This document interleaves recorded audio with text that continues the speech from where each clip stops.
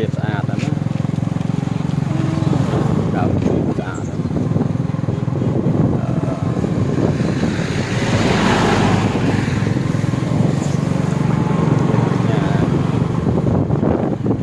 ជ្រៀតលៀងឡានបេតុងសំងបែបស្អាតហើយ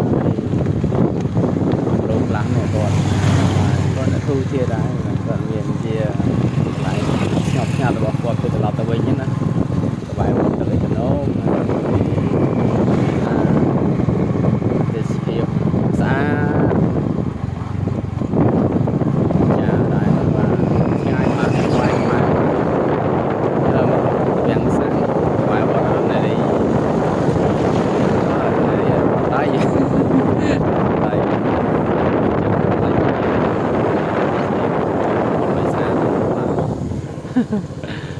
hơi bị nhập càng ấy họ tục mưa luôn ai lên mình không mong phone nào mưa luôn ai lên áo con cho sắp bài cho nào